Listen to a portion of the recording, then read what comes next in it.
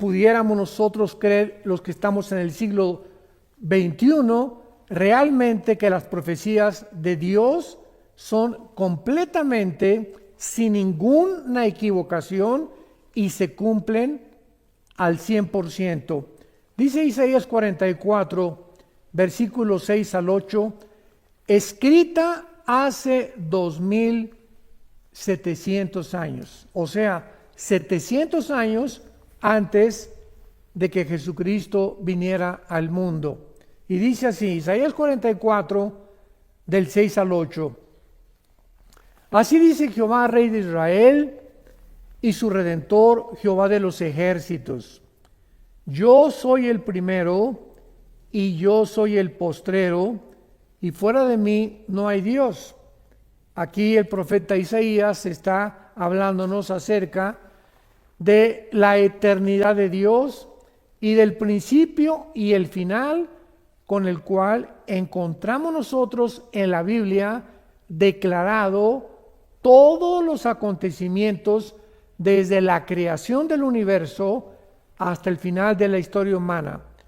Cuando Dios dice, yo soy el primero, nos está mostrando que Él es el único que conoce el principio, porque la ciencia jamás podrá averiguar cuándo tuvo inicio el universo, cuál es el origen de la humanidad. Esto la ciencia nunca lo podrá comprobar, porque para que sea científico tiene que ser repetitivo. Entonces, cuando Dios dice yo soy el primero, Él es el que puede en la Biblia mostrarnos cuál fue el inicio tanto de la creación del universo como también la creación de nosotros, de los ángeles y de todo lo que existe. Y cuando dice Dios, y yo al mismo tiempo soy el último o el postrero, ¿qué nos está queriendo decir?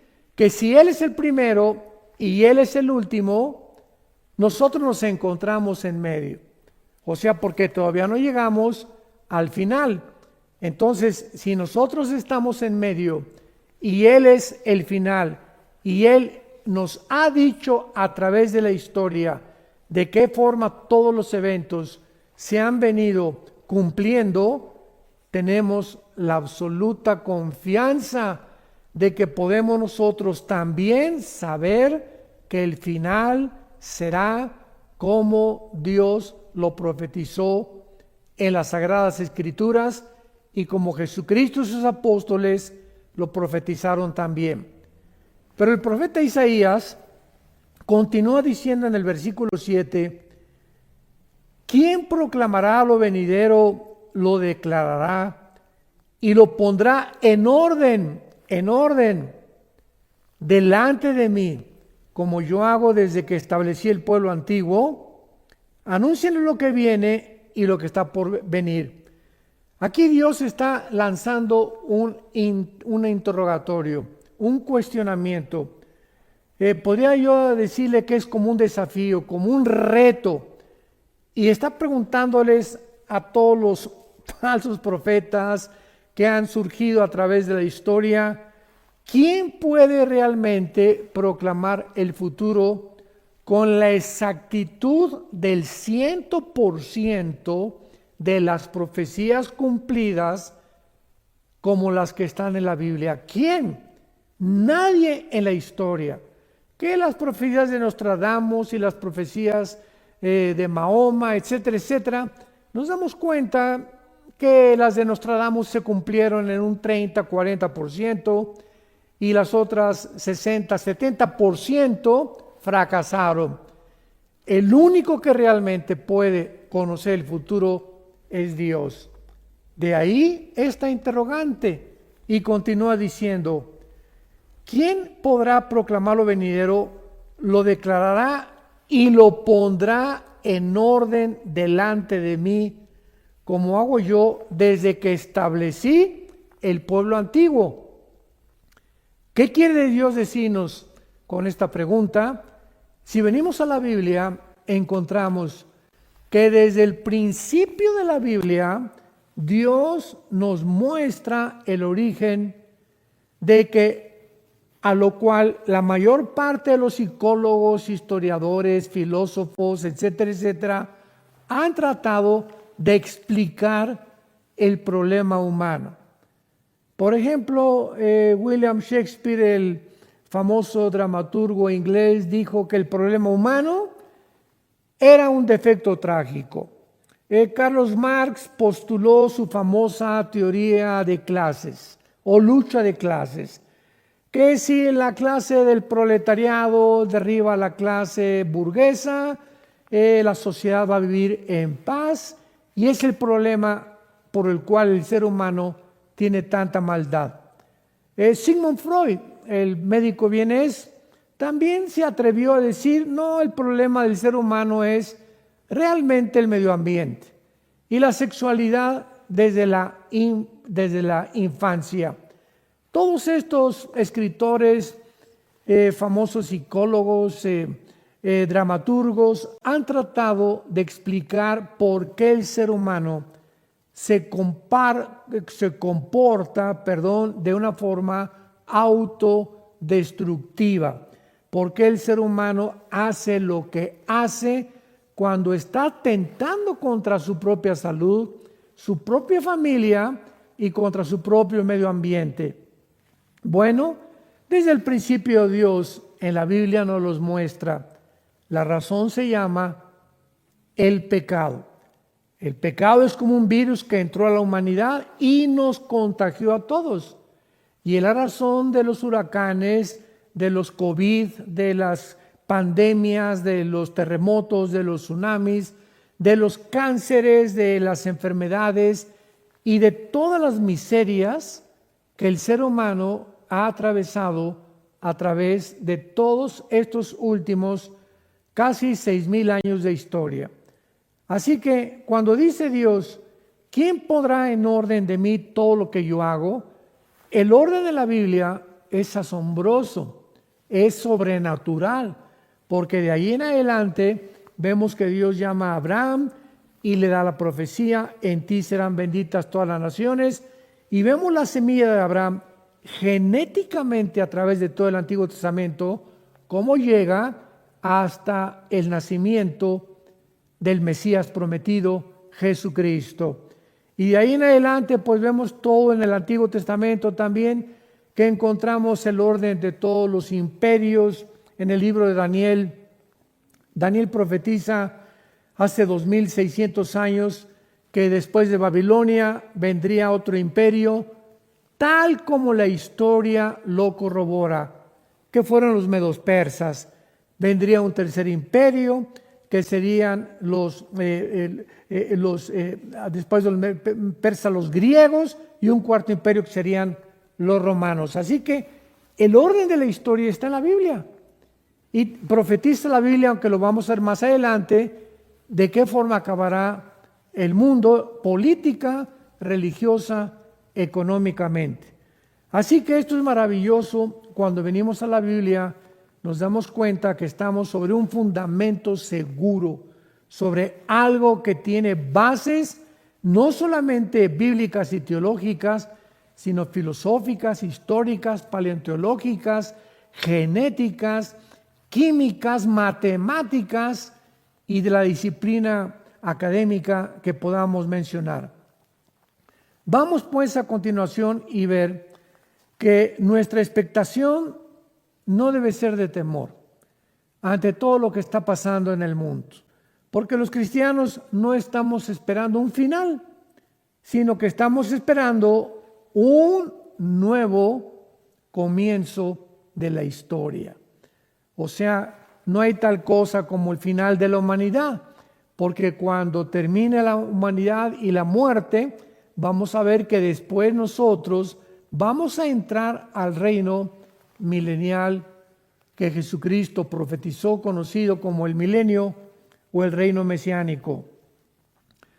¿Sabían ustedes que mueren 55 millones de personas al año?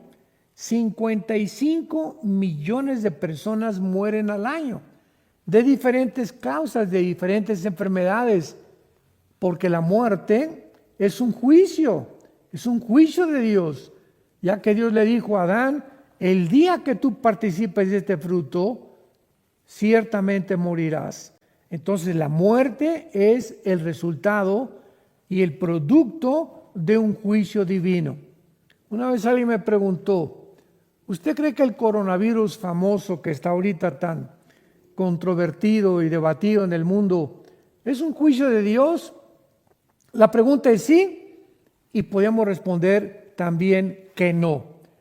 Sí es un juicio de Dios porque miles de personas han muerto de esta famosa pandemia y miles mueren de cánceres. Simplemente en el 2019 en China murieron casi 200,000 personas, casi 300,000 personas del flu o de la influenza. Así que estamos nosotros haciendo un teatro, ¿verdad? Un circo, diciendo que ahorita toda la atención está concentrada en un famoso virus. Pero 55 millones de personas cada año están muriendo en el mundo.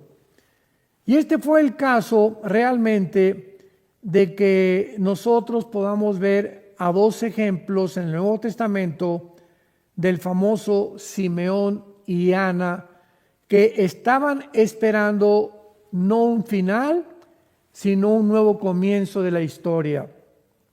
En el libro de Lucas, en el Nuevo Testamento, capítulo 2, esto es maravilloso y siempre me ha asombrado y me ha confortado y me ha animado muchísimo a mantener este espíritu expectante, de saber que no estamos esperando un final, los cristianos, estamos esperando un nuevo comienzo, porque el día que nosotros muramos, comenzamos una nueva vida, y una vida que verdaderamente ya estará libre de enfermedades y de problemas como los que actualmente estamos atravesando. Veamos en Lucas capítulo 2, versículo 25 y 26, estas palabras. Esto fue antes de que Cristo naciera y está relatándonos la vida de dos personas ya en estado, se podía llamar de la tercera, cuarta edad, Simeón y Ana, que ellos, a pesar de vivir en un gobierno como el gobierno romano, perseguidos, donde en un lapso futuro iban a comenzar a aventar a los cristianos a los leones, ellos mantenían la esperanza de que cuando naciera el Mesías cambiarían las cosas. Y dice así Lucas 2:25. Había en Jerusalén un hombre llamado Simeón, y este hombre justo y piadoso esperaba la consolación de Israel. Este hombre, a través de todos los años que él vivió, tenía una esperanza, que cuando viniera el Mesías se cumplieran las profecías del Antiguo Testamento y él pudiera personalmente dar testimonio de que realmente su fe no había sido en vano. Estaba esperando la consolación de Israel y el Espíritu Santo estaba sobre él. Y le había sido revelado por el Espíritu Santo que no vería la muerte antes que viera al ungido del Señor. Y movido por el Espíritu, vino al templo, y cuando los padres del niño Jesús le trajeron al templo para hacer por él conforme al rito de la ley, él lo tomó en sus brazos y bendijo a Dios diciendo: me voy a detener aquí. Este hombre estaba esperando al Mesías y enfrentó todas las vicisitudes de la vida para que esa esperanza no muriera en él. Y el Espíritu Santo que estaba sobre él, porque era un hombre piadoso, porque sin fe es imposible agradar a Dios, le había prometido que él no iba a morir antes de que viera al Mesías. Y cuando trajeron a Jesús al templo, ¿cómo sabía él que era el niño Jesús? ¿Cómo sabía él que era el Mesías? Porque veamos lo que dice cuando lo carga. Versículo 29. Ahora, Señor, despides a tu siervo en paz conforme a tu palabra. porque han visto mis ojos tu salvación, la cual has preparado en presencia de todos los pueblos, luz para revelación a los gentiles y gloria de tu pueblo Israel.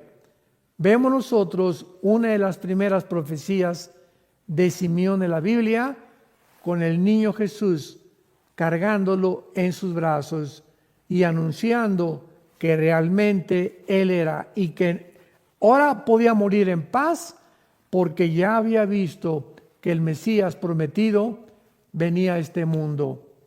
Pero veamos ahora el caso de otra mujer llamada Ana, en el versículo 36 al 38 de Lucas capítulo 2. Estaba también Ana, la profetisa, hija de Samuel o de Famuel de la tribu de Aser, de edad muy avanzada, pues había vivido con su marido 7 años desde su virginidad. Y era viuda hacía 84 años y no se apartaba del templo, sirviendo noche y día con ayunos y oraciones. Esta, presentándose en la misma hora, daba gracias a Dios y hablaba del niño a todos los que esperaban la redención de Israel. O sea, en el mismo momento que Simeón cargó al niño Jesús, ahí estaba otra mujer llamada Ana, que tenía 85 años de viuda, imaginemos nada más. Me imagino que ya tendría como 95 o 98 años, casi 100 años de edad. Y en ese momento ella da testimonio de lo que Simeón había dicho anticipadamente, que ella estaba segura que ahora venía la salvación del pueblo de Israel. Pasemos ahora y veamos a continuación la aparición de las señales. Una vez que hemos visto que las profecías están en la Biblia con el propósito de enseñarnos a vivir en fe, a confiar que lo que Dios ha dicho se tiene que cumplir. Como dice en su segunda carta el apóstol Pedro, capítulo 1, tenemos también la palabra profética más segura, a la cual haríamos bien en estar atentos y más en este tiempo que vivimos.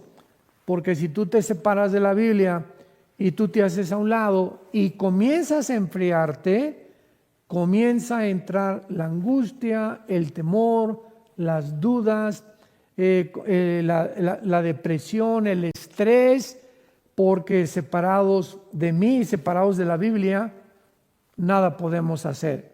Esto es muy importante para considerar en los tiempos que estamos viviendo. Muy bien. No cabe duda que mientras más cerca nos encontramos del arrebatamiento de la iglesia, más señales vamos a continuar viendo de parte de Dios, y lo que verdaderamente nos encontramos en los últimos tiempos de esta última generación. Veamos rápidamente que en el Medio Oriente es una olla express. Ahora está China, Rusia e Irán unidos, tal como se profetizó hace 2700 años en Ezequiel 38 y 39. Hace 2700 años se profetizó que la China, Rusia e Irán se unirían con varias naciones musulmanas para planear una invasión contra Israel. Entonces vemos que también se levanta Turquía, con el presidente Erdogan amenazando a Israel hace algunos meses, diciendo que él no va a permitir que más naciones árabes se unan actualmente, como ya lo hicieron los Emiratos Árabes Unidos, Bahrein, Sudán y últimamente la nación de Marruecos, que está, ¿verdad?, al sur de España, en el norte de África.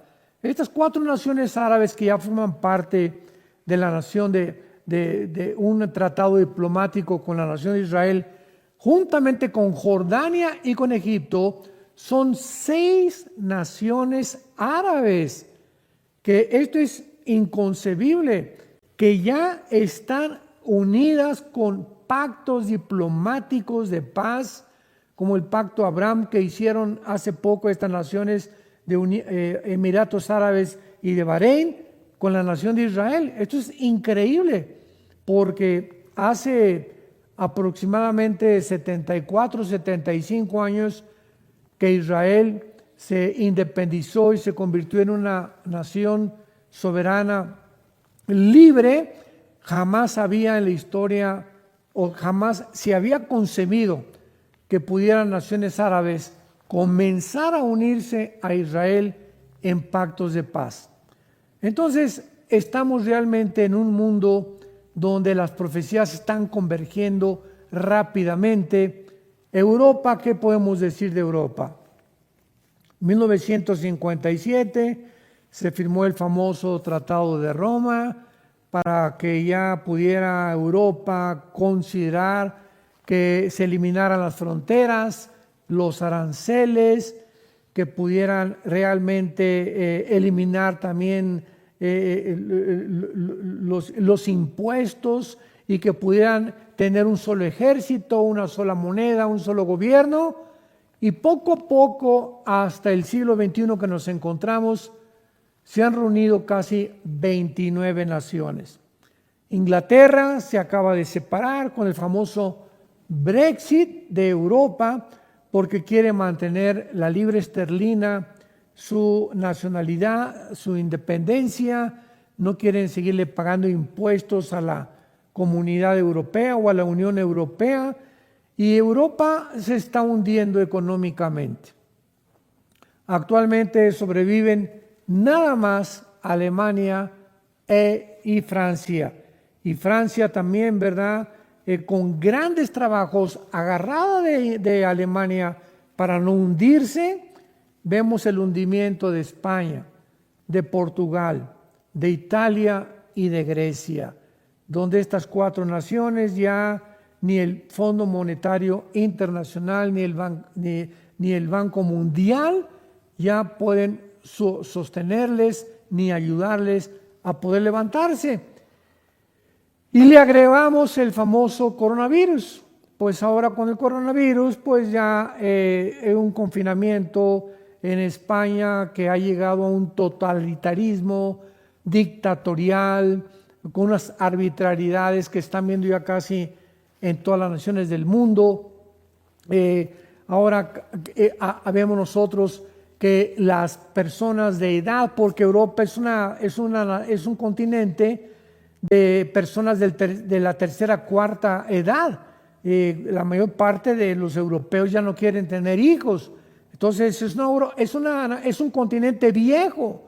¿Y qué va a pasar con este continente viejo? Ahora con el coronavirus, donde ya están muriendo todos los de la tercera, cuarta edad, y si no se están muriendo, los están matando, como lo hicieron en la Toscana, al norte de Italia, cuando comenzó esta pandemia. ¿Qué va a pasar? Bueno, es muy fácil de poder discernir. Saben ustedes que Grecia y Italia y algunas naciones como Alemania y Francia abrieron sus fronteras a todos los refugiados que venían del Medio Oriente.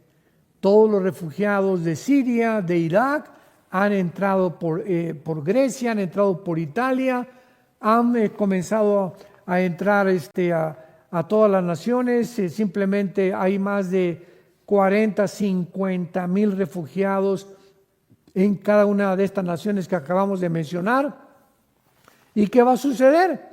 Bueno, pues los musulmanes se reproducen al 7:1. ¿Qué quiero decir? Que por cada europeo que nace, nacen 7 musulmanes.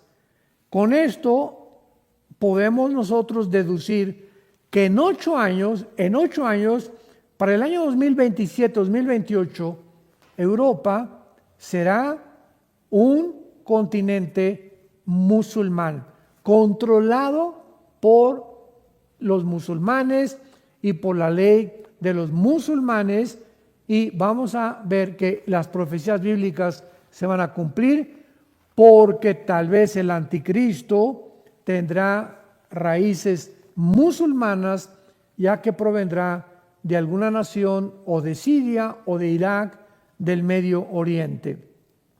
Este panorama pues general que acabo de compartir con ustedes nos abre un poco los ojos para darnos cuenta de qué forma está el mundo convergiendo a las señales de estas que vamos a comenzar a estudiar, pero tenemos que tener un panorama muy claro para poder saber que tenemos el tiempo límite, el tiempo contado, y que haríamos bien al darnos cuenta que el fin de todas las cosas se acerca, ser sobrios y velar en oración. Pero vamos a comenzar con el surgimiento del nuevo imperio romano como la primera señal que converge con el siglo XXI. Vamos a ver una señal que se mostró hace 2600 años con algo que está actualmente llevándose a cabo políticamente y religiosamente en el mundo. En el libro de Daniel, capítulo 2, Daniel hace 2600 años profetiza las naciones y los imperios que de una forma cronológica iban a surgir en el mundo antes de que Jesucristo regresara. Vuelvo a repetir, de una forma cronológica.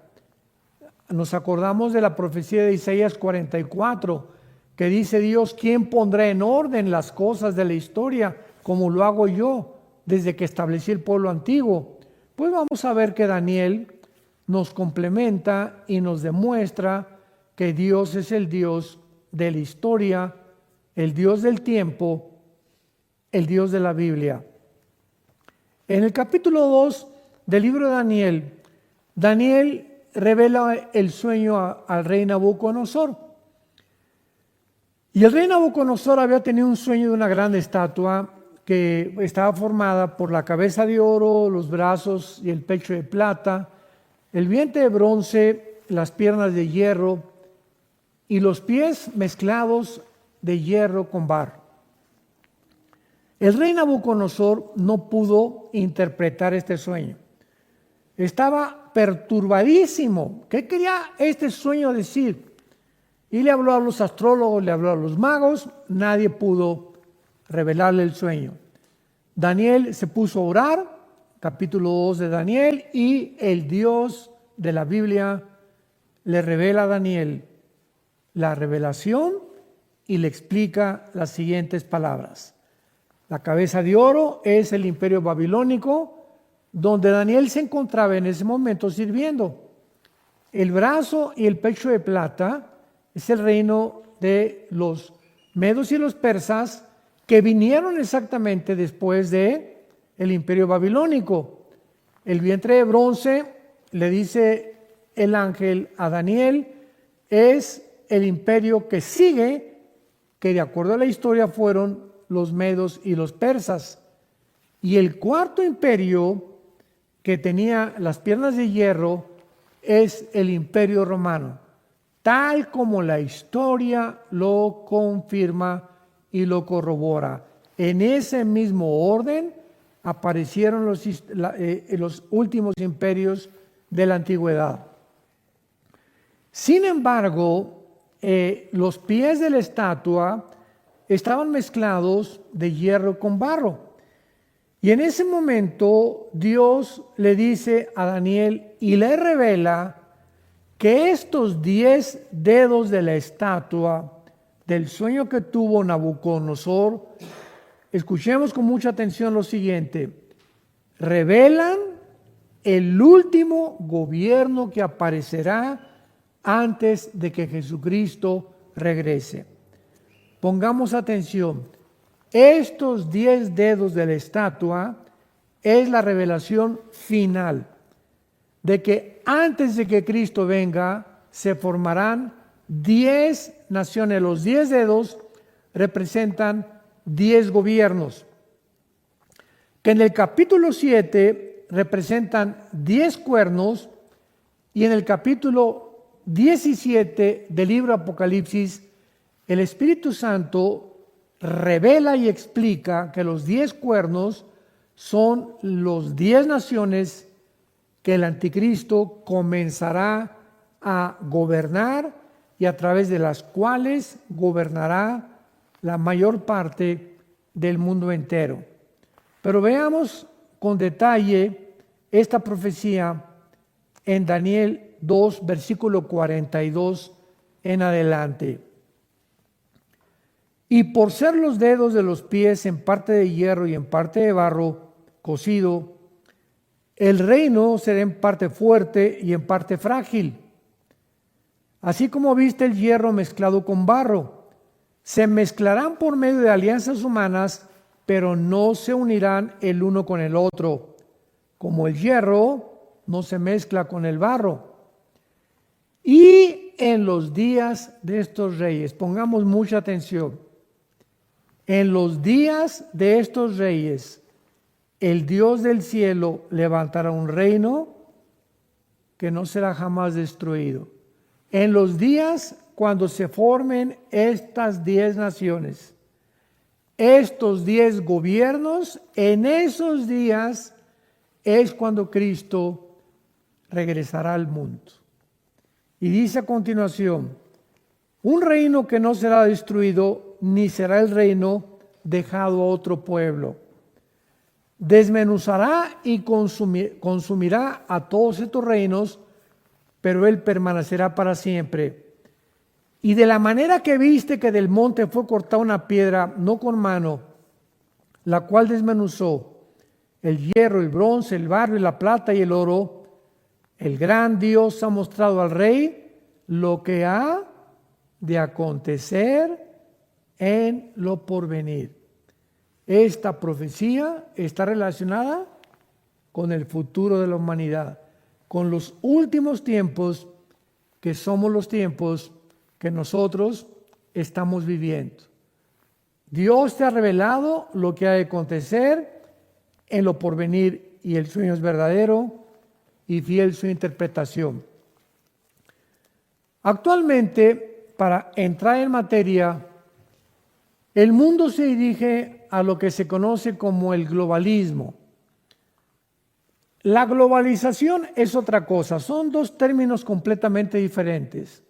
La globalización es la razón por la cual tú y yo ahorita me pueden ustedes ver a través de los medios de comunicación, a través de los cuales yo puedo transmitir esta conferencia, este video, etcétera, etcétera. La forma como los satélites de comunicación han unido como una red, como una telaraña a todas las naciones, es al punto donde el mundo ha llegado gracias a la tecnología que tuvo su inicio en el siglo XX, en la década de los 70s, 80s. Eso es la globalización.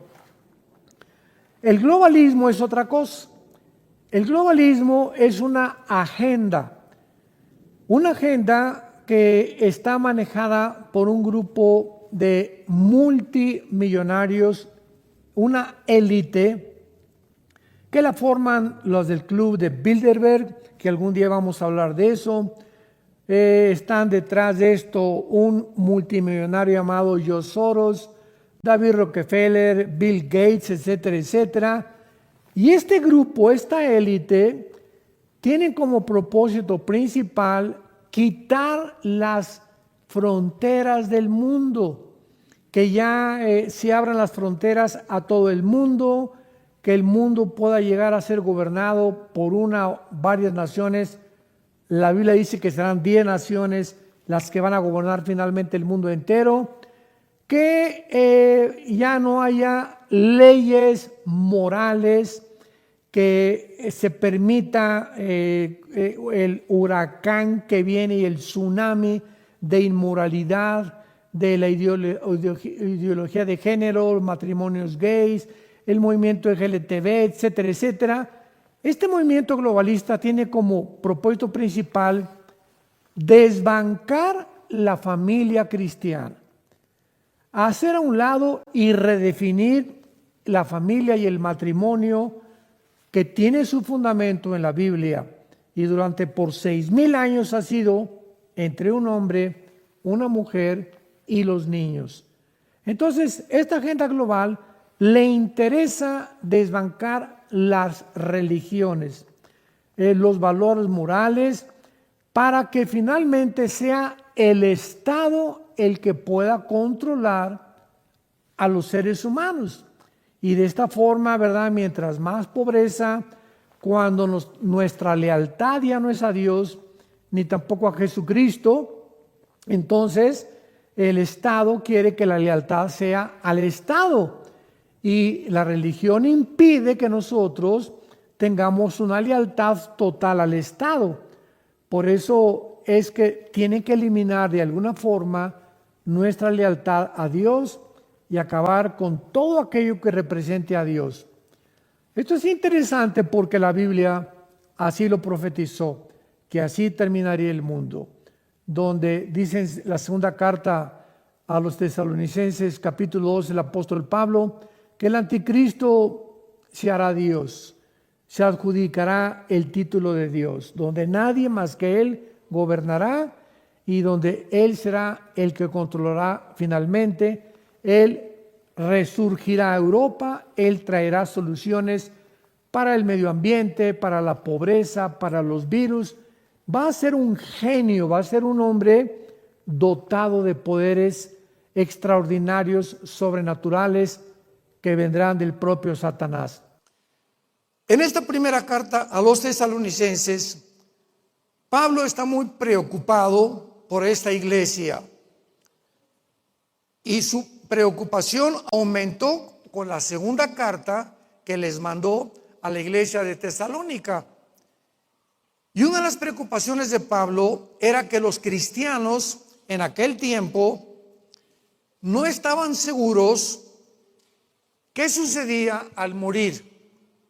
Porque en el Antiguo Testamento, la única forma en la que se les dio a conocer a los judíos qué había después de la muerte fue que tanto los buenos como los malos descendían a un lugar al centro de la tierra llamado el Sheol, que significa en el hebreo el lugar de la sepultura o el lugar de los muertos. Era la única revelación que tuvieron en el Antiguo Testamento.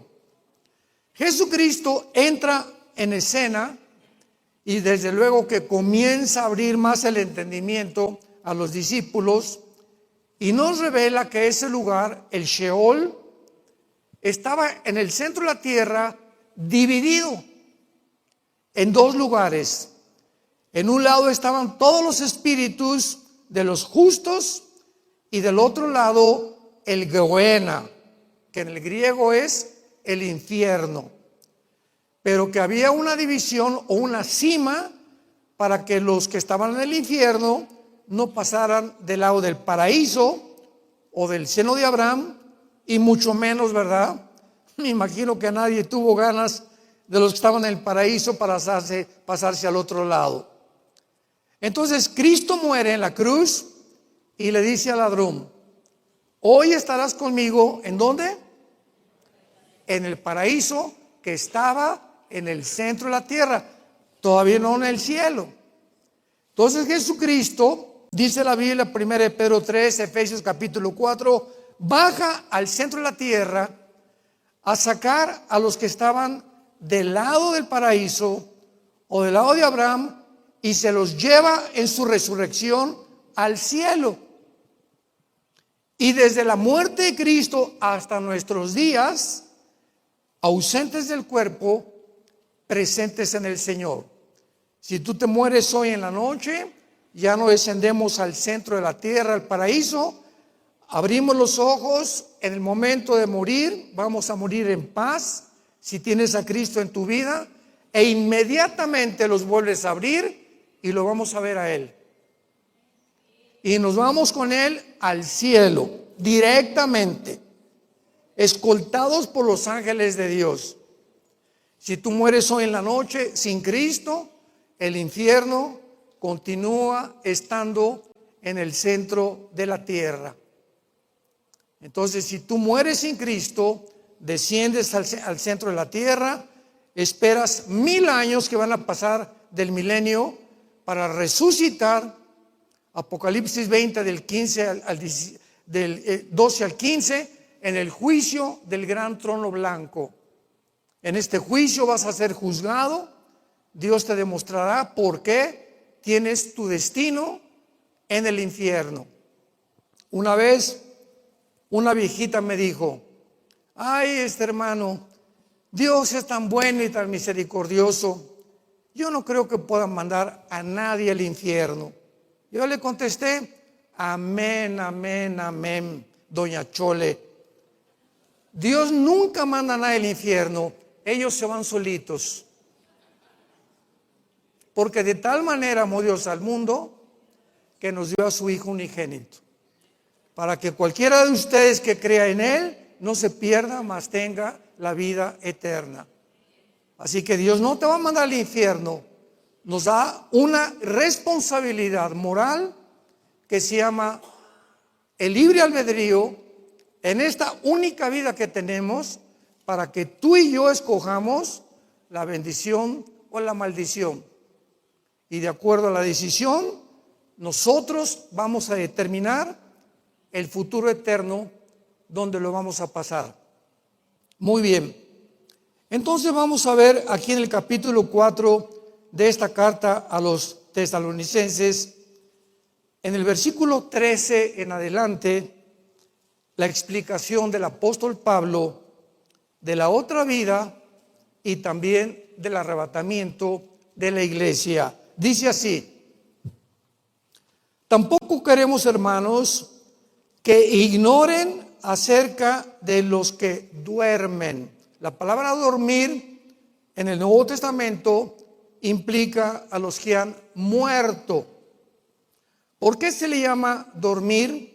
Es una especie como de alegoría, implicando que, por ejemplo, en la noche, ¿verdad?, nos acostamos, cerramos los ojos y entramos a un mundo de oscuridad. Nos despegamos de la realidad, entramos en un mundo inconsciente, ya no somos conscientes mientras dormimos. Llega el amanecer y abrimos los ojos y como si fuéramos a resucitar. Después de 8 horas de oscuridad, abrimos los ojos y otra vez estamos en la luz. Entonces, esto es un ejemplo por lo cual dice que duermen, porque es un ejemplo de dormir y despertar la muerte. Entonces Pablo no quiere que cristianos ignoren acerca de los muertos, como estoy seguro que tú tampoco quieres ignorar qué pasa después de la muerte. Muy bien. En primer lugar, para que no se entristezcan como los otros que no tienen esperanza. El primer punto es el siguiente. Todavía me acuerdo nuestros abuelos, mi abuela materna, que cuando alguien se moría, se vestían de negro, casi las mujeres, los hombres también, y le llamaban vestirse de luto. ¿Se acuerdan? Todos de negro implica de luto. Y me acuerdo que mi abuela una vez duró 4 años vestida de negro. Y cuando ella se convierte a los 82 años, nuestra abuela materna se convirtió con mi hermano Alejandro y conmigo, la guiamos a Cristo, ¿verdad? Lo primero que le dijimos es: mira, abuela, ella se murió tu esposo porque por su esposo estaba de luto, se murió otro hijo de ella también. Y le dije: mira, en el momento que alguien se muere, cuando no conocemos la Biblia, le lloramos 6 meses, 1 año, 2 años, 3 años, vamos al panteón y le llevamos flores, le llevamos una olla de mole el Día de los Muertos. ¿Se acuerdan del chiste ese de la India María? Que el Día de los Muertos, la India María estaba con una olla de mole en el panteón y en eso entró Si se lo saben, entonces mejor cuéntanlo ustedes, ¿no? Entonces llega la señora Pompidou con las flores y le dice la India María, le dice la señora Pompidou a la India María: India bruta, ¿cuándo vendrá tu muertito por el mole? Y le contesta la India María: cuando venga el suyo por las flores. O sea, tanto los ricos como los pobres, ¿verdad? Se llama paganismo. O sea, tú le llevas, un cristiano nunca regresa a un panteón. Nunca. Porque no hay nada ahí. Desde el momento que él está, ya no está ni en la caja tampoco. Se acerca la gente y llora en la caja y por aquí, por allá. Esa persona ya no está ahí adentro, mucho menos en el panteón. Pero todo esto lo hacemos porque ignoramos qué es la muerte. Y tenemos este maravilloso libro que nos corre las cortinas y nos muestra lo que un ser humano no puede entender sin Jesucristo. Entonces nos entristecemos cuando alguien muere, es lógico. Podemos llorar 15 días, un mes, 2 meses, es lógico. Pero una de las peores cosas cuando alguien se muere es seguirnos atormentando, viendo fotos de la persona, yendo al panteón, hincándonos y volviendo a llorar, pasando videos del muertito que nos vuelve a recordar y volvemos a llorar, y sin que nos demos cuenta, creemos que esa persona está en un lugar peor o mejor que nosotros. Pero cuando somos cristianos y sabemos que esa persona muere en Cristo y está con Cristo, el simple hecho de saber que ya no está en Querétaro, que está en un mejor lugar que ni Cancún, ni la costa francesa, no hay nada que se pueda comparar con el cielo. Eso nos da paz, nos da consuelo y podemos entonces continuar viviendo. Porque no podemos más que seguir viviendo, porque todos estamos determinados a morir algún día. Todos los que estamos aquí, no sé en 10 años si vamos a estar todos aquí, pero todos tenemos un destino, la muerte. Dichosos los que se preparan para morir.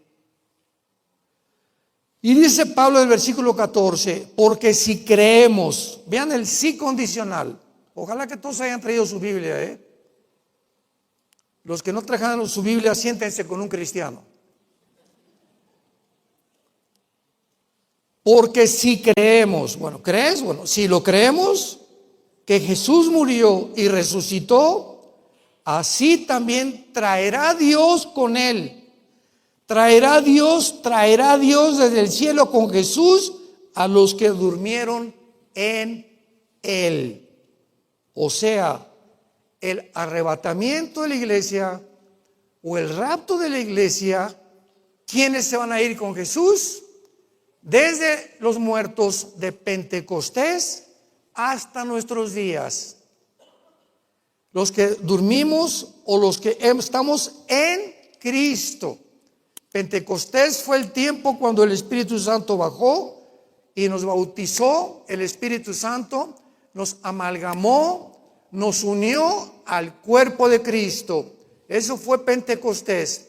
Desde Pentecostés la iglesia es un organismo, no es un edificio, no es un templo, no es una catedral. Somos las personas que estamos unidas orgánicamente en una relación viva con alguien que resucitó de los muertos a los 3 días.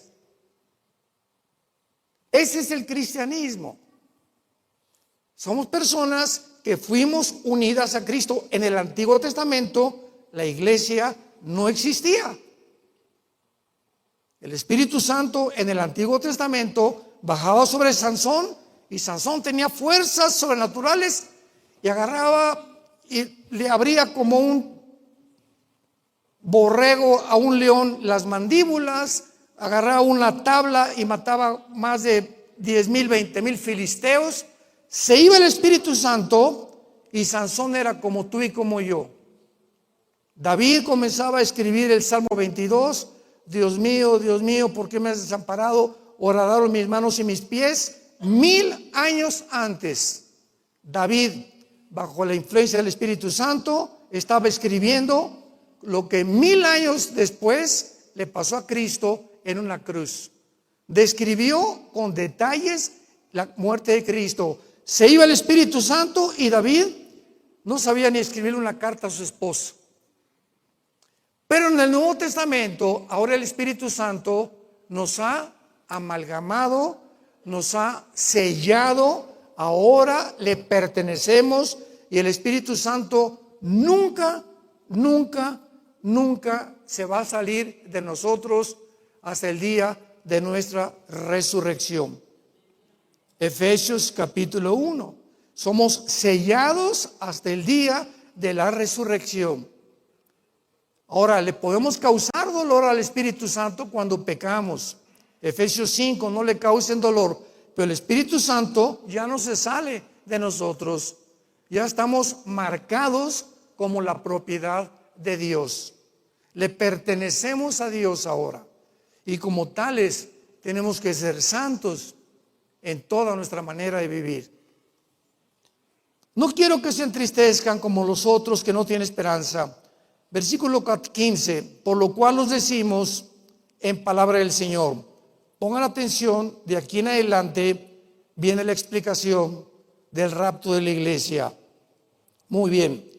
Que nosotros que vivimos, que habremos quedado hasta la venida del Señor, no precederemos a los que durmieron. O sea, si Cristo viene ahorita, nosotros estamos vivos. Los que vivimos no vamos a resucitar antes que los que murieron atrás de nosotros. Entonces, si ahorita viene Cristo y salimos del mundo, millones de personas, los primeros que se van con Cristo son los muertos de hace 2000 años a nuestros días. Los santos del Antiguo Testamento van a resucitar hasta el reino milenial. Hay varias resurrecciones en la Biblia. Algún día trataremos esta doctrina. Pero entonces los primeros que van a resucitar va a ser tu hermano, tu hijo, tu papá, que eran cristianos, resucitan. Y nosotros, después dice Pablo, versículo 16, porque el Señor mismo, con voz de mando, con voz de arcángel y con trompeta de Dios, descenderá del cielo y los muertos en Cristo. Solamente los que estamos en Cristo. En el Antiguo Testamento no estaban en Cristo. En Cristo es la iglesia. El rapto es para la iglesia. La iglesia es sacada del mundo y Dios regresa otra vez con Israel, que es todo el libro del Apocalipsis. Todo el libro del Apocalipsis hay 230 citas del Antiguo Testamento. Todo el Apocalipsis es hebreo. Todo es casi el Antiguo Testamento. Los símbolos, todo el Apocalipsis es otra vez los 144,000 judíos, los 2 testigos, etcétera. Todo es absolutamente relacionado con la nación de Israel. Y claro que va a haber cristianos que se conviertan durante el tiempo de la persecución del anticristo. Se llaman los santos de la tribulación y van a ser muertos como mártires la mayor parte de ellos. Entonces Cristo va a descender con el arcángel Miguel y con todos sus ángeles. Nadie los va a ver. Nadie, va a ser invisible completamente. Nosotros vamos a oír nada más un shofar, que nada más lo vamos a oír nosotros. Y en cuanto lo oigamos, así se nos cae la ropa, dejamos todo, los pilotos van a desaparecer, los choferes, todos los niños menores de edad, en todos los hospitales, en todas las casas, van a desaparecer. Va a haber una conmoción internacional por la desaparición de millones de personas. Viene Jesús con el arcángel, va una trompeta, la vamos a escuchar, que va a ser un shofar tocando la reunión con él en el cielo. Y cuando venga Cristo, no pone los pies en la tierra. En el arrebatamiento viene Jesús y en el aire resucitamos, primero los muertos, nosotros inmediatamente somos cambiados de nuestro cuerpo, lo vamos a ver en segundos, y nos reunimos en el aire con Cristo, y así nos vamos al cielo con Él mientras vienen los 7 años de la tribulación. Entonces, esto es muy importante que nosotros sepamos para que podamos entender que el mundo, ¿qué va a hacer? ¿Por qué creen ustedes que el fenómeno ovni está siendo otra vez desenterrado? Esta semana, no se imaginan, senadores de Estados Unidos entrevistando pilotos, astronautas, etcétera, etcétera, confesando que han visto ovnis, que es un fenómeno que no se puede negar. Sin embargo, los cristianos sabemos claramente que es algo real, pero la diferencia es que nosotros sabemos quién está detrás de este fenómeno. Y detrás de este fenómeno se encuentran los ángeles caídos, que pueden materializar la energía. La Biblia nos abre las cortinas y nos muestra el poder que tiene Satanás, sus ángeles y sus demonios para entrar a este mundo físico, entre el espacio y el tiempo, manifestarse en el mundo físico, hacer que se levante este púlpito de repente, levitar a una persona, hacer que a un santito le comience a salir sangre así de una estatua, fenómenos parapsicológicos que la gente los atribuye unos a Dios, otros a quién sabe, pero son obra completamente de demonios. Y cuando nosotros lo sabemos, ya podemos nosotros discernir, distinguir entre lo que es real y lo que es una imitación. El Señor descenderá y los muertos en Cristo, aquí está, resucitarán primero. Luego nosotros, versículo 17, los que vivimos, los que hayamos quedado, seremos arrebatados. La palabra arrebatados es la palabra arpazo, con Z en el griego. En el latín es raptarus. Entonces, arrebatados, sacados, todos son sinónimos. En el griego es arpazo, en el latín es raptarus, en el español es arrebatados, etcétera, etcétera. Son exactamente, describen el mismo evento. Entonces, como alguien puede decir que el rapto no está en la Biblia, es que la palabra rapto no existe, cabeza de aguacate. No entiendes que también una palabra puede decir bonito, maravilloso, y es diferente, como Jesús. Jesús en español es Jesus en inglés, Jesús en español, Yeshua en el hebreo, pero es lo mismo. Entonces, rapto en el griego es arpazo, en español es arrebatados, en latín es raptarus, de ahí viene la palabra rapto, es lo mismo. Entonces, nosotros somos sacados juntamente con ellos en las nubes para recibir al Señor en el aire, para recibirlo en el aire. Él nos pone los pies y así estaremos siempre con el Señor. Muy bien. En la segunda venida de Cristo, el rapto, nos vamos acá. Y en la segunda venida pasan 7 años, Zacarías capítulo 14 del 1 al 5. Jesús viene con nosotros, aquí viene por nosotros. En la segunda venida viene con nosotros y pone los pies en el monte de los olivos. y se hace un valle como una cruz y viene con nosotros a establecer su reino milenial.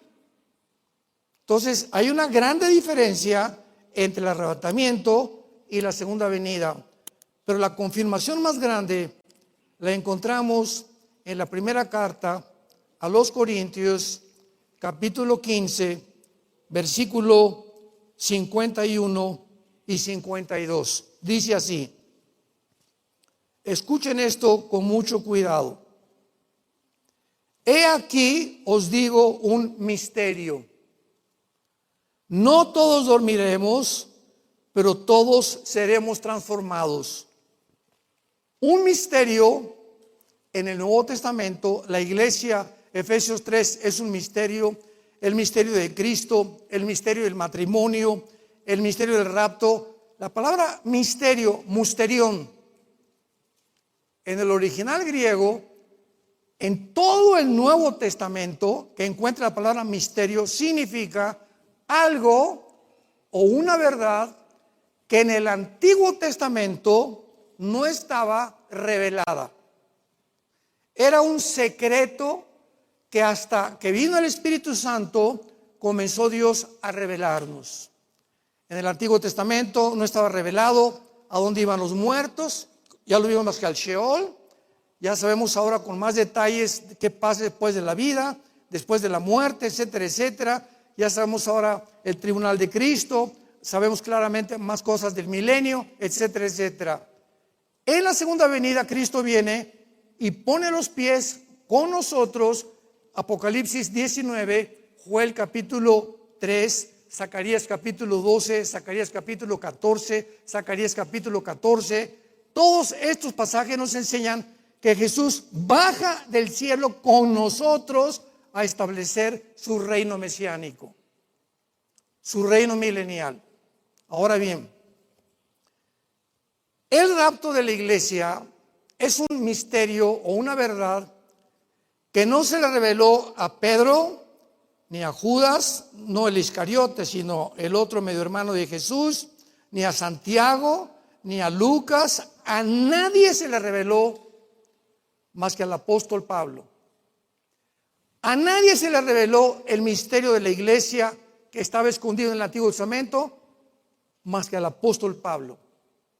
Pablo fue la persona a quien más revelaciones tuvo acerca del Antiguo Testamento para explicarnos qué significaba en el Antiguo Testamento. Muy bien. Si el rapto era un misterio, entonces no puede ser igual a la segunda venida, porque la segunda venida hablan más de 53 pasajes en el Antiguo Testamento que Jesús regresa, tanto en la primera venida como en la segunda venida. Y todos los apóstoles hablan que Jesucristo va a regresar por segunda vez. No era un misterio la segunda venida, pero el rapto era un misterio. No puede ser la segunda venida. Con la lógica más elemental.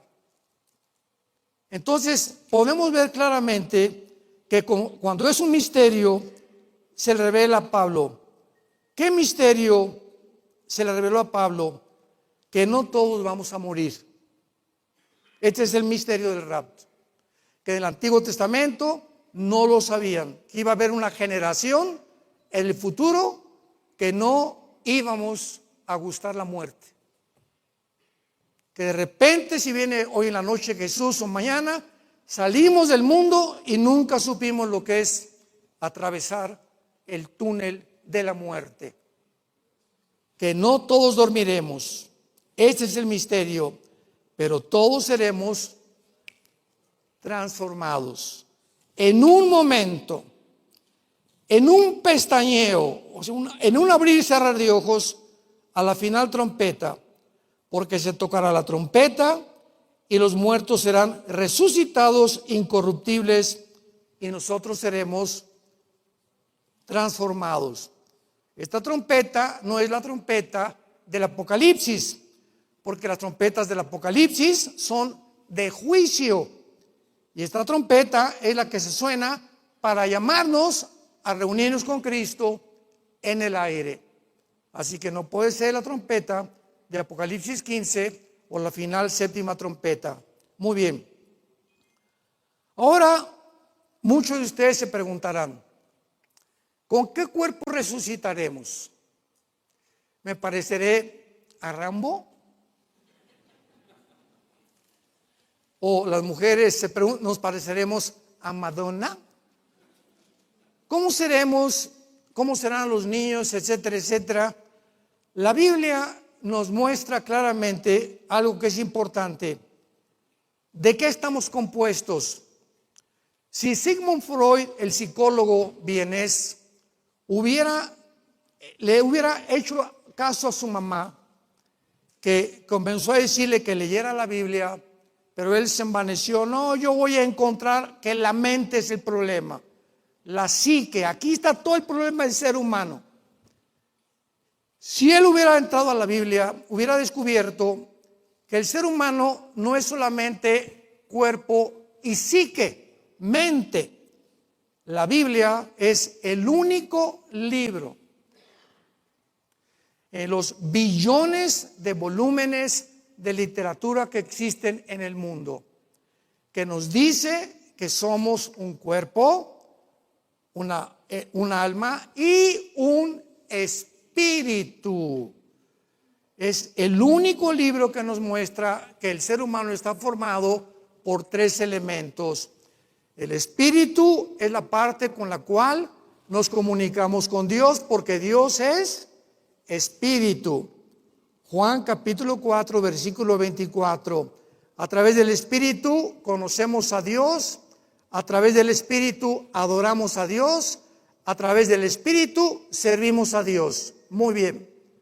La mente es el asiento de las emociones, el intelecto, los sentimientos y la voluntad. Es la mente. Y el cuerpo es únicamente un envase sujeto a la ley de la entropía o una ley de corrupción, donde estamos muriendo celularmente cada segundo. Así como el sol pierde millones de toneladas masa cada segundo, nosotros estamos muriéndonos todos los días, hasta que nos hacemos viejitos y acabamos como los niños en el panteón.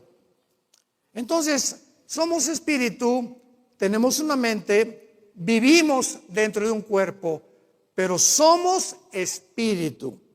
Tenemos un alma, vivimos dentro de un cuerpo. Veamos ahora esta prueba y esta confirmación de que el espíritu y el alma son diferentes. Abran sus Biblias en Génesis capítulo 35. Una de las cosas más tristes de la cristiandad y actualmente es que los cristianos ya no traen la Biblia a las conferencias. Qué tristeza. Génesis 35, versículo 18 y versículo 29. Vean lo que dice el versículo 18, los que traen su Biblia. Y aconteció que al salírsele el alma, murió, llamó su nombre Benoni, mas su padre le llamó Benjamín. Ahora comparemos, muy bien, los que traen su Biblia, ahí apunten en la palabra alma, la palabra nepesh, como suena, N-E-P-S-H-M, nepesh. En el hebreo se pronuncia la S-H como J, nepej. Es la palabra alma en hebreo, nepej. Vean el versículo 29 y hagamos la comparación. Y exhaló Isaac el Roach, apúntalo, como suena R-U-A-C-H, el Roach, que es la palabra hebrea para espíritu. Muy bien. Cuando comparamos que cuando muere el ser humano se salen dos cosas de nuestro cuerpo. El cuerpo se va a la tumba, lo pueden cremar, se lo comen los tiburones, le pueden hacer lo que quieran al cuerpo. No importa si lo creman, si lo entierran, el cuerpo ya se descompone. De todas maneras, los gusanos nos acaban de comer. El momento en que tú te mueres, se te sale del cuerpo el alma y el espíritu. Dos cosas se levantan y se van al cielo directamente con Dios. Y el hecho que etimológicamente, la etimología estudia la raíz de las palabras. Entonces, el hecho que el alma es nepej y el espíritu es ruach, dos palabras completamente diferentes, nos muestra que no son intercambiables. Y más adelante encontramos en Hebreos 4, versículo 12, porque la palabra de Dios es como una espada de dos filos que penetra hasta partir, que parte el alma y el espíritu. O sea, que la palabra de Dios, antes de que nos convirtiéramos, vean esto, cuando nacemos, el alma y nuestro espíritu nacen amalgamados. Nacemos con el alma y el espíritu así.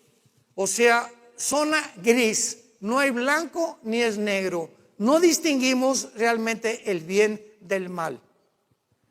La palabra de Dios entra cuando la recibimos y lo que hace es separar entonces el alma y el espíritu. ¿Por qué? Porque ahora Dios a los cristianos ya no nos va a tratar con experiencias mentales o psicodélicas, porque la mente es muy engañosa. Ahora Dios nos va a tratar, porque Él es espíritu, con el espíritu. Y toda la información de Dios vendrá al espíritu a través de Juan 6:63. Mis palabras son espíritu y son vida. Yo hago contacto con la Biblia y no es letra muerta. Hay algo que tiene vida que entra cuando la memorizo, la estudio, la leo, la medito, entra a mi alma y comienza a cambiar mi manera de pensar. Porque renueva mi mente la palabra de Dios. Entonces ahora el espíritu, ¿verdad?, comienza a mandar la información al alma. Ya mi información no viene de Marx, ni de Freud, ni del Che Guevara, ni Jean-Paul Sartre, ni tampoco de Bertrand Russell, ni de Platón, ni de Demóstenes, ni de Sócrates. Mi mente ahora ya no es alimentada por ninguna mente humana, porque todos los hombres no podemos ser perfectos ni contener la sabiduría. El único que dijo yo soy el camino, la verdad y la vida fue Jesucristo. Y ahora a Él le interesa que yo le haga caso, que venga a su libro, que lo traiga los domingos a la iglesia, que tenga una Biblia en mi cuarto, otra en el baño, otra en mi cajón de mi coche, cuando vaya al banco una Biblia chiquita, que seamos hombres y mujeres de la palabra. Si no, nunca vamos a crecer, ni vamos a conocer realmente a Dios. Y la Biblia cada vez más lejos y más lejos y más lejos y más lejos, al grado que ya llegan personas a la iglesia sin la Biblia. Yo me acuerdo en mis clases de química y de física, lo primero que el maestro decía: levanten su libro de física. Pepito, yo no lo traigo, vaya a su casa por él. Su libro de física, no lo traje. ¿Cómo vienes a la clase de física sin tu libro de física, Pepito? Vete por él. Venimos a la iglesia, ¿cuál es nuestro libro? La Biblia. Y más de la mitad de la gente ya no trae la Biblia. Porque ahora pues ponen aquí los versículos Y esto es para la gente que viene nueva, los que no traen Biblias, para que se comiencen a adentrar con la Biblia. Pero ya se acostumbraron los cristianos a que les pinten esto, el pizarrón, con las respuestas en el pizarrón, y ahora ya no traen la Biblia. Y así estamos siendo condicionados a alejarnos de la palabra de Dios. Entonces, somos espíritu, alma y cuerpo, nos morimos y nos vamos en el arrebatamiento con Dios derechito al cielo. Y finalmente, en Apocalipsis capítulo 6. Apocalipsis capítulo 6, veamos el quinto sello. Esto termina con la famosa también teoría de que cuando morimos estamos dormidos. Hay una secta que se llama los Testigos de Jehová que enseñan esta herejía, que la Biblia no sé dónde lo sacaron, pero no lo enseña la Biblia. Apocalipsis 6, versículo 9. Cuando abrió el quinto sello, vi, dice Juan, vi con mis ojos espirituales, bajo el altar, las almas de los que habían sido muertos por causa de la palabra de Dios y por el testimonio que decían.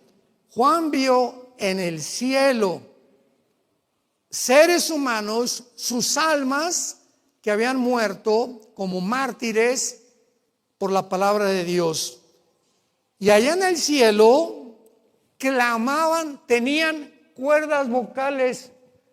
¿Pero qué acaso al morir los gusanos no nos comen todo?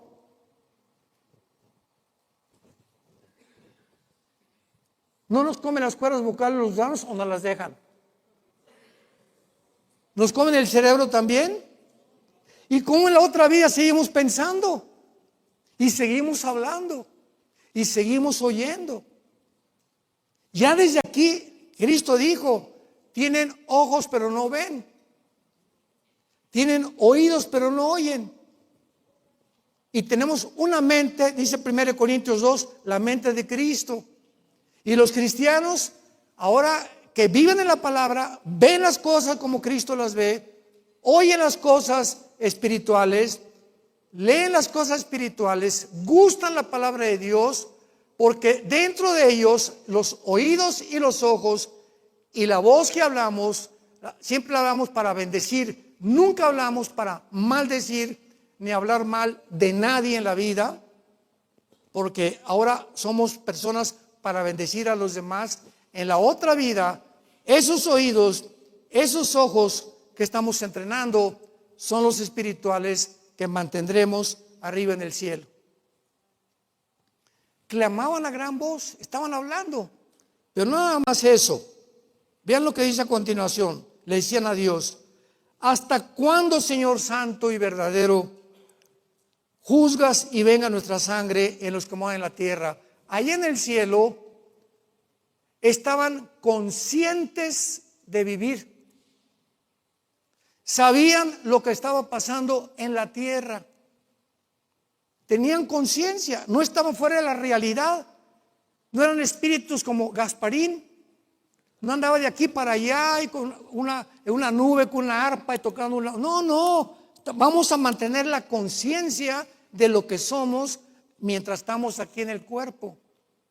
Señor, ¿hasta cuándo acabas con los secuestros, las guerras, los problemas, los divorcios allá en el mundo? Querían saber, le seguían preguntando a Dios, estaban junto al Padre. Y se les dieron vestiduras blancas y se les dijo que descansaran un poco de tiempo hasta que sus hermanos, los consiervos, o sea, hasta que todos los que van a morir por el anticristo mueran, entonces podremos fundar el reino mesiánico en la tierra. Le damos gracias a Dios porque estamos esperando la esperanza bienaventurada y la manifestación gloriosa de Jesucristo en el mundo. Dice el apóstol Juan en su primera carta, capítulo 3, versículo 3, y todos los que tienen esta esperanza se purifican a sí mismos. Nadie levante la mano. Yo quiero preguntarte en esta semana, ¿cuántos versículos de la Biblia has memorizado?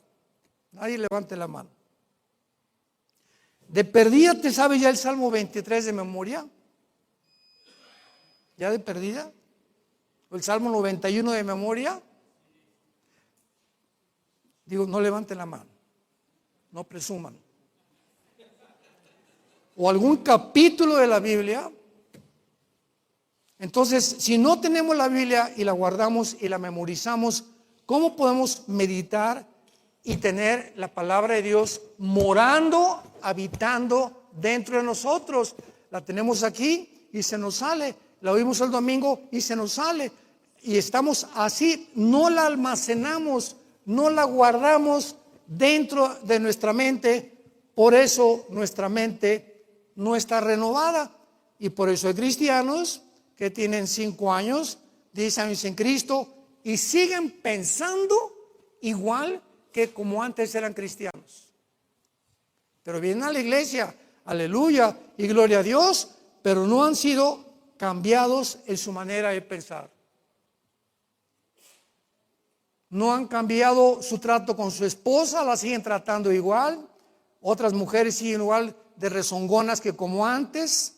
Los jóvenes teniendo relaciones sexuales con sus novios o con sus novias y vienen a la iglesia y están en la alabanza. ¿Cómo puedes explicar esto? Mentes no renovadas. No han aprendido a pensar del pecado como piensa Dios. Y la Biblia dice, la paga del pecado es la muerte, y lo que nosotros sembramos vamos a recoger. I'm just me, and you're just you. But somehow, that's everything we need.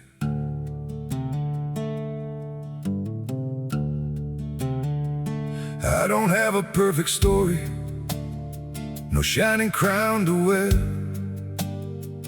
just a heart that keeps on choosing you in every prayer. You're not made of fairy tales, you're not some distant dream, just the one who feels like home in ways I can't explain. I'm just me and you're just you, nothing more, but it feels true. No disguise, no in between, just the way it's meant to be. We don't need to be someone, we don't have to chase the sun. In this world so wild and free, you belong with me.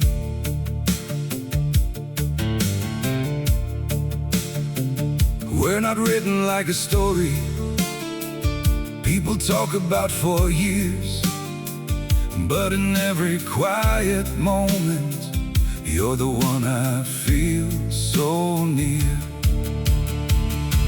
I'm just me and you're just you, nothing more, but it feels true.